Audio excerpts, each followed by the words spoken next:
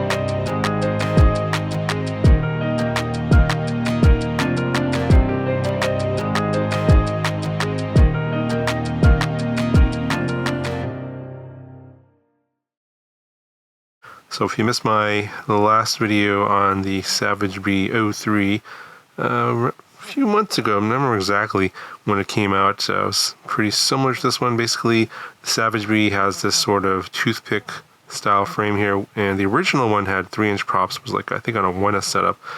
And the second one that I showed was a 2S setup with a sort of a 3D printed cage for the 03 air unit, and had like this piece that stuck out way in the front for the camera to get the props out of view, and it was like a giraffe style design, and that particular model got quite a bit of criticism for being very, I guess, not very durable, and you know, basically, yeah, if you crashed pretty much in any fashion, it would break the cage and you would have to, you know, move the 03 air unit and camera over, and of course the camera was very exposed, so not particularly a good design for people that want to do a lot of aggressive flying, and you know, some people definitely didn't think that was a good design.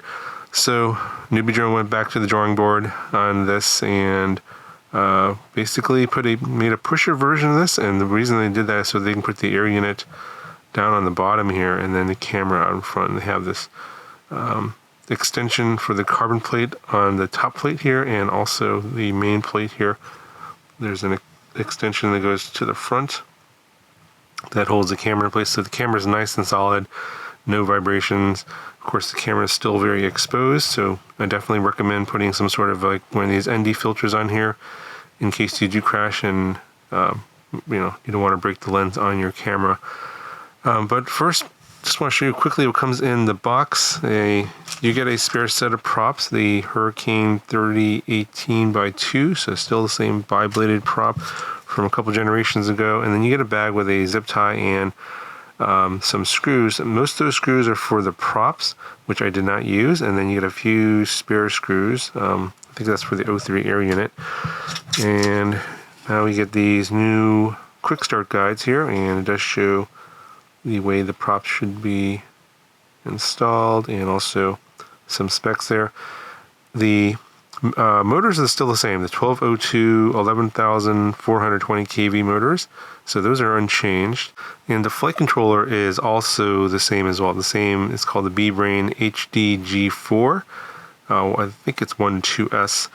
They did add their new micro GPS here in the back.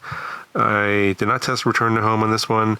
The location of the GPS here is right between the two video transmitting antennas. There's one over here and one over here. So it does take quite a bit of time for you to lock. So usually I would fly a full pack and it would not have more than 5 satellites. And then towards the end of the flight, you would get like 9 satellites. And then if you fly a second pack, you'll get those 9 satellites back right away. So just note that your first pack and you fly this, it takes a while to get a lock. So if you're going to be going pretty far or you want some sort of GPS rescue capability, probably want to fly pretty close on the first one, obviously without any GPS, and then the second one you'll have, at least for me, I got up to 9 satellites.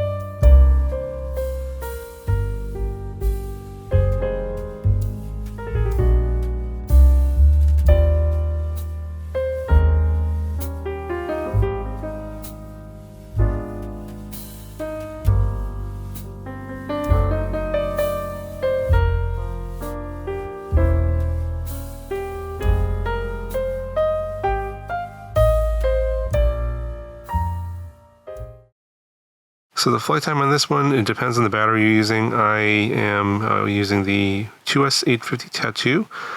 This is a pretty new battery, and this was the one that gave me the best flight time. I got up to 6.5 minutes. I did have to change my battery settings in here. I lowered them so that it would basically drain the whole thing down to pretty much empty. And I got 6.5 minutes when it basically dropped out of the sky. And when I used some older batteries, I used some older G&B 2S850s that have like hundreds of flights on them. I did not get quite as much flight time, but that's to be expected. And just to show you what this weighs, we are now pushing, what is this, 103 grams now without the battery. And then with the battery, it is 142.45 grams. So just for a reminder, with the last version, the very sort of not very durable version, and which also had 2.5-inch props, that one came in at like 82 grams, I believe. So we're now 21 grams heavier. All right, so let's look at the quad a little bit more closely. The motors are direct soldered here. They're not using the plugs, although the flight controller has plugs on them that aren't being used. You can see they're empty. The board is inverted. The USB port is upright because this whole thing is a pusher. It is a micro USB. XT30 for the battery connector. They're using this small strap here, and they have a little bit of a battery pad here that goes across to hold the battery in place. For those of you who are curious, the bottom plate's about 3 millimeters thick, and top plate's about 2 millimeters thick. The 3D printed part here for the bottom that holds the O3 air unit, and it is a full O3 air unit here.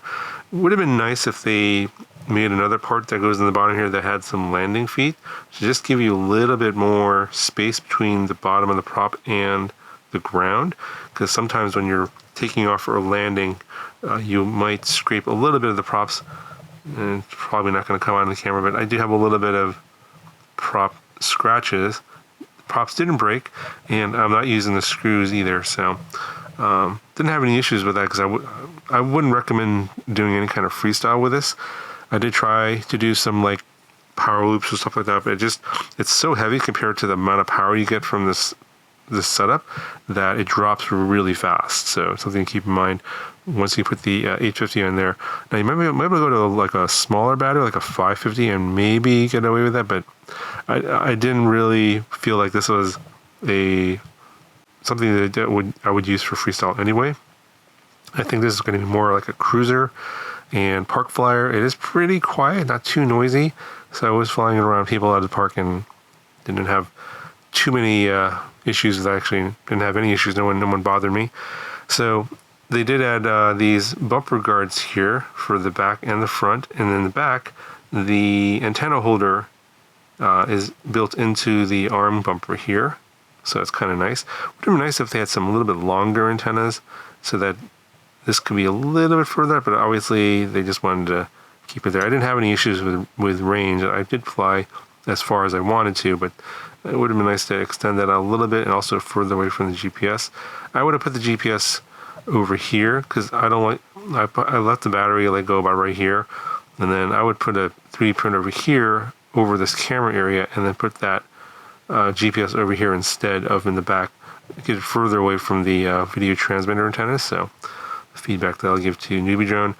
The same board with the same dual Express LRS antennas, so they have 2 T antennas now, and then these arm bumpers are holding the T antennas here on each side. So you have basically it's an antenna diversity, so you have one antenna over here and one over here.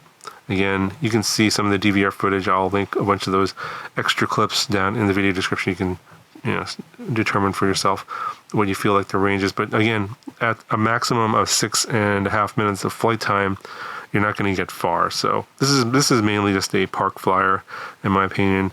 Grab and go, to burn a few packs at lunch in the parking lot or something like that, just for some fun.